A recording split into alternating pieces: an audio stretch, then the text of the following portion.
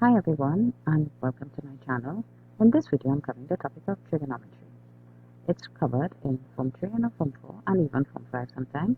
It's done in maths and it's also done in art maths. However, this particular video will be a maths video where I cover the basic functions of tan, sine and cos and show you exactly how to use these, when do we use these and so on. So please stay tuned in this video for a couple questions and their detailed solutions. Now, because we're dealing with trigonometry, we obviously will deal with triangles. And this particular video, I'm going to deal with right angle triangles because I'm dealing with the first set of functions of sine, tan, and cos, right? Now, before we get into that, we need to know how to label a triangle. Now, say for instance, I was given this particular triangle, and say I was to mark off this angle here. Now, we know that this is a right angle triangle here because of this kind of boxy shape here, right? And if I were to mark off this angle here, and I say I call this A, here B, and here C, this would be referred to as angle A. Now, according to this blue angle here, this particular side will be my hypotenuse, because this is the longest side that I have, and it's also opposite my right angle. This particular side on this side here now, BC, would be called my opposite. And lastly, this side here would be called my adjacent. Now, adjacent means near, and it's because it's near to this angle E that I have selected. Now, say for instance, I wanted to select another angle. If for instance, I wanted to select angle C instead, right, then it means here will still be my hypotenuse because it's still opposite my right angle here. My opposite now for angle C will be here now, right, because this is now opposite this side, this angle here, and here will now meet my adjacent. So all I'm trying to tell you is that your sides opposite, adjacent, and hypotenuse, well, not hypotenuse, but the opposites and adjacent will always change based on the angle that you are referring to, right? So in short, this is what it would look like if I were to select the angle A. And this is what it would look like if we were to select the angle C, right? Opposite will be here and adjacent will be here. Now you might want to know, Miss, is it that important to really label this properly? Yes, it is very important because from labeling this, then we could go on to our tree function. So now let me move on to that. So now I want to refer to the three functions we need to know, and they are sine, theta, that is equal to opposite over hypotenuse, cos theta is equal to adjacent over hypotenuse, and lastly tan theta is equal to opposite over adjacent. So these three we need to learn off, and there's a short thing that goes like this, so ka tua, and this just starts with the letter here, right? A here, H here, A here, H here, etc. So if you learn this, it's a good way to kind of remember all of them, right? So now let's move on to our first question. So there are really three categories in which these questions could come in. One is finding the unknown angle. The second one is finding the unknown numerator. And then the last one is finding the unknown denominator, right? So I plan to cover all three steps, right? But this was one, finding the unknown angle. I want to do this one now. So say for instance, I had this particular question right here, number one, and it says find angle A, right? So what's our first step according to this list here? It says label the triangle opposite, adjacent, and hypotenuse. So let me do that now. So because I want to find angle A, I will mark off A and label this triangle according to this angle A. If I were asked to find angle C, I will mark off C and label accordingly, right? So here we know is the hypotenuse. Angle A, then across to this side will make this side the opposite.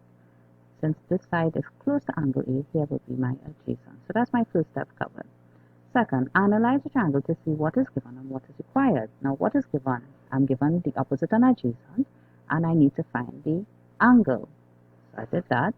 Based on the answer to number 2, choose which trig functions. I have 3 functions to choose from: sine, cos, or tan. But since I'm given opposite and adjacent, I want to use the function that uses opposite and adjacent. and that will be tan. So I will write up tan theta is opposite over adjacent. Tan of A will be 3 over 6. So then A now, I have to turn over the tan, will be tan inverse of 3 over 6. Now, a few tips here. One is make sure your calculator is on degree mode. Sometimes it's DEG for sharp or D, etc. Second thing is make sure you use brackets, right? Because if you put in tan inverse of 3 and then you put divide by 6, it will calculator will work it as if it's tan inverse of 3 alone, and that answer is divided by 6. Okay, so let me work this in my calculator now. And here I will get A is equal to 26.5650118, which is the same as saying 26.6 degrees if I did it to 1 decimal place. So that, everyone, is the end of my first question. So let's move on to number 2. Say, for instance, in our question is this, and they say now, find x, right? So according to this, the first step is the label. So what did they tell us? They told us that angle A is 40 in this triangle, and B is 90, and we don't know C. But we know we could work out C, because we could just add up these two and minus from 180. But let's just work with what we have here, which is A, right? According to this angle 40 here will be my opposite, here will be my adjacent, and here will be my hypotenuse. So according to this, it is telling me that I want my opposite and I have my hypotenuse. What function here uses opposite and hypotenuse? That will be sine. So I write up sine theta is opposite over hypotenuse. Sine of, so analyze, I choose, and now I substitute, right? So substituting now I get sine of 40 is x over 6. Now what's my unknown? My unknown is here, x, and I need to find this, so I will just send over this 6 over here. So I will say x is sine of 40 multiplied by 6. Now sine of 40 means you're finding just sine of that 40, right? It's not sine of 40 by 6, right? It's not sine of that figure they are multiplied, right? So sine of 40 will give me a very long figure. Remember, again, make sure your function, your calculator is in degree function, and you're going to get this. So I hope you all are doing this sum with me to make sure that you understand. And then you multiply by 6. Multiplying by 6 gives me this value here, which is now 3.856725658 centimeters. And if I go to 1 decimal place, then I'll be looking at this, it will be 3.9 centimeters. So that, everyone, gives me my value for x. Now moving on to my third and final example. This one now says find x, and this is my triangle given here. So when I analyze, I label opposite, adjacent, and hypotenuse. I will get this.